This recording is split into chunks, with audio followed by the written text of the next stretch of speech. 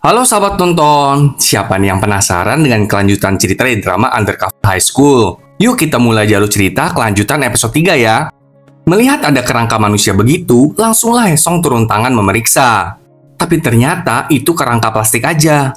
Setelah mendokumentasikan semuanya, Hesong melihat ada sepasang sepatu balet yang udah usang di sana. Dan di dalam sepatu balet itu terselip sebuah kunci. Namun pada saat yang sama, Jaemun datang memergoki mereka. Langsunglah Hesong diam-diam mengambil kunci tersebut. Jaemun tanya, kenapa kalian kesini? Hesong berkata kalau mereka datang hanya untuk mengecek aja. Bener nggak ada hantu di ruangan balet tersebut? Tapi mereka malahan menemukan kerangka plastik ini. Dengan mudah, Jaemun melepaskan mereka. Setelah ini, Hesong mengadakan rapat bersama timnya. Dia menjelaskan penemuannya dan makna di kunci yang diambilnya. Di kunci itu tertulis awal emas batangan. Mereka berpendapat bahwa ada hubungan antara cerita hantu dan emas batangan. Jadi sepertinya mereka harus memecahkan misteri cerita hantu tersebut. Barulah mereka bisa menemukan emas batangannya. Tentu aja mereka harus bisa menemukan emas batangan itu sebelum Myongju. Dan ternyata ada 4 kisah horor di SMA Byongmun. Sedangkan di sisi lain, Jaemun melaporkan kejadian tadi kepada Myongju. Mendengar itu, Myongju langsung berpendapat yang sama dengan tim Hesong. Yaitu ada cerita hantu di balik emas batangan tersebut. Untuk sekarang, Myongju ingin agar Jaemun membiarkan saja siswa-siswa tersebut. Karena siapa tahu dari mereka, Myongju jadi dapat solusinya juga. Keesokan paginya, Sua mendapatkan telepon dari neneknya Dongmin. Nenek Dongmin bertanya, apakah pihak sekolah sudah mendapatkan KTP-nya? Karena kemarin malam, salah satu teman Dongmin datang ke rumah. Dia mengambil KTP nenek Dongmin untuk keperluan sekolah.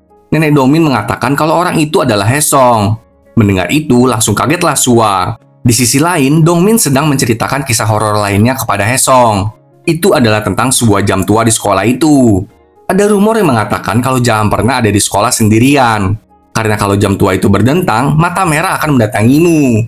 Tapi mereka nggak bisa melanjutkan cerita karena Sua tiba-tiba muncul dan menarik telinga Hesong lalu membawanya pergi dari sana. Sua menanyakan tentang KTP nenek Dongmin dan menyuruh Hesong untuk menemuinya sepulang sekolah. Namun Hesong sudah tahulah kalau ini ulahnya Taesu.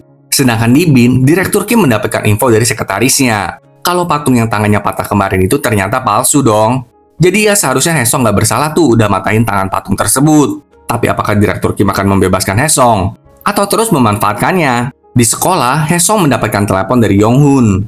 Yang mengatakan kalau dia udah menganalisis darah yang tertinggal oleh pria kemarin malam yang melempar palu di studio balet. Dengan segera, Hesong menghampiri salah satu satpam di sekolahnya dan membuka kedoknya. Karena tidak bisa mengelak, Hesong langsung menanyainya, kenapa Pak Satpam ke studio balet kemarin malam? Pak Satpam akhirnya cerita deh, suatu malam dia sedang memberi makan kucing, tapi kucing itu malah masuk ke bangunan tua. Jadinya Pak Satpam mulai deh memeriksa bangunan tua itu, dan ketika dia masuk ke studio balet, ada salah satu lantai yang terbuka. Sewaktu melihatnya, ternyata ada kerangka itu. Pak Satpam nggak mau melaporkan kerangka itu karena takut dipecat telah memasuki bangunan tua. Jadi kemarin malam, dia mencoba untuk menutup kembali lantainya. Tapi malahan terpergok oleh Dongmin dan Hesong. Karena refleks, Pak Satpam jadinya melempar palu deh kepada mereka. Pak Satpam juga sebenarnya nggak tahu kalau itu adalah kerangka palsu. Dan baru tahu saat Hesong menjelaskannya saat ini. Sementara itu di belakang sekolah, Dongmin meminta agar Taesu mengembalikan KTP neneknya. Taesu lalu mengembalikan KTP nenek Dongmin. Tapi dia menjatuhkannya ke tanah dan saat sedang Dongmin mengambilnya, Taesu malahan hendak menginjak tangan Dongmin. Untung aja hal ini disaksikan oleh Sua. Sua kemudian memarahi Taesu dan menyuruhnya untuk ke ruang konseling. Tapi Taesu memperingatkan Sua kalau Sua itu masih guru kontrak dan menyuruh Sua untuk diam aja deh. Setelah Taesu pergi, Sua melihat Dongmin memegang KTP neneknya. Sua jadi tahu kalau memang bukan Hesong lah pelakunya. Sua bertanya kepada Dongmin, apakah Taesu melakukan pembulian ini sudah lama?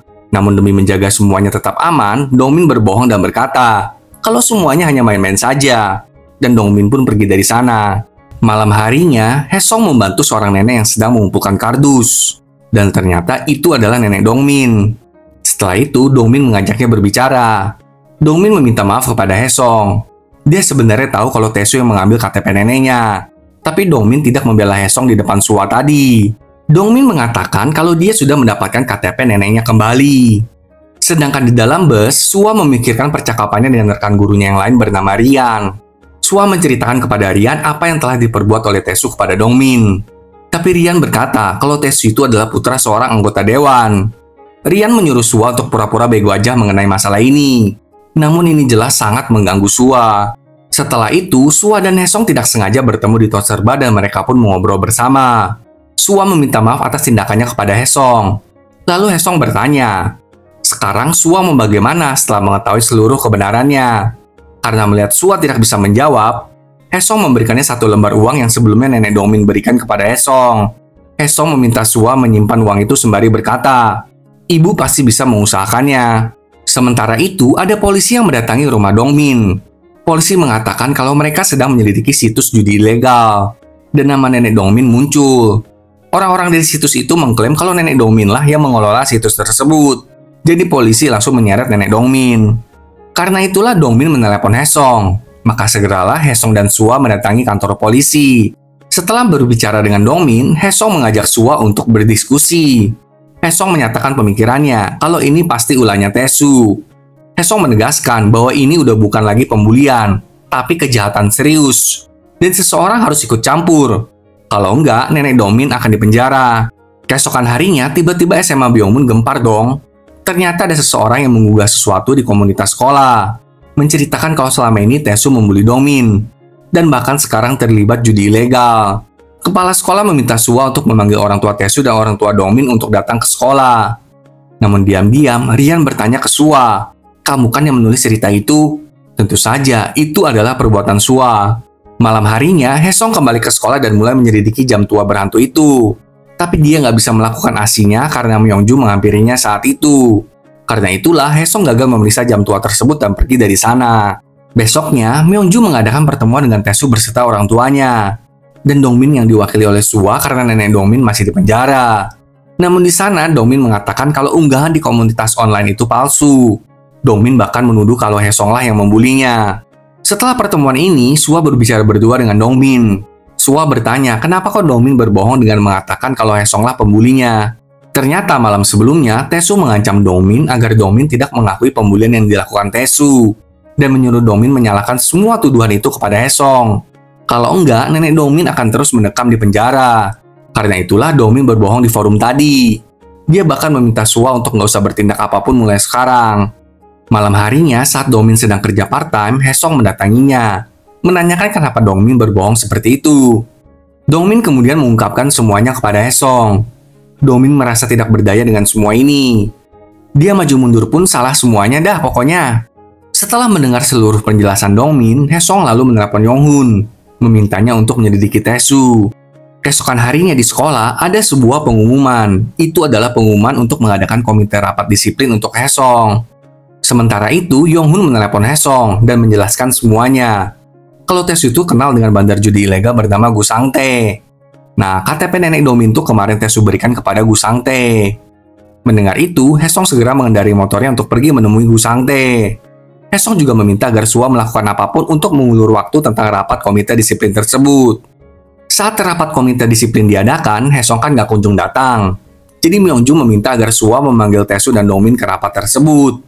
Ketika itu pun Dongmin tetap mengakui kalau Haesong lah pembulinya. Saat kepala sekolah hendak memukul palu untuk memberikan hukuman akhir kepada Haesong, Sua langsung menyelanya dan mulai berbicara ngawur untuk mengulur waktu. Tepat pada waktunya, Haesong sampai di sekolah dengan motor kerennya. Tentu aja, hal ini tambah menarik perhatian semua siswi di sekolah. Haesong langsung menerobos rapat komite disiplin sembari membawa seseorang. Kita juga melihat sedikit kilas balik. Ternyata dulu sewaktu Haesong masih SMA, dia juga dibully oleh teman sekelasnya karena Haesong adalah anak yatim piatu. Saat itu, An Soho lah wali Haesong. Karena tidak ada bukti yang bisa membenarkan pernyataan Haesong, Haesong pun keluar dari sekolah. Tapi An Soho tidak menyerah kepada Haesong. Dia melatih Haesong bela diri, bahkan menyuruh Haesong tetap belajar yang rajin dan mengikuti ujian paket C, agar nantinya Haesong tetap bisa kuliah dan bekerja. Jadi An Soho ini bukanlah paman kandungnya Haesong. An Soho adalah rekan kerja ayah Haesong. Ayah Haesong ternyata adalah seorang agen BIN juga, tapi dia sudah meninggal. Maka karena itu, An Soho yang menjadi wali untuk Haesong. Apakah Haesong membawa Gusangtae? Apakah Haesong berhasil memulihkan situasi dan Taesu aja deh yang keluar dari sekolah? Mari saksikan kelanjutan drama ini ya, sahabat nonton. Sampai jumpa.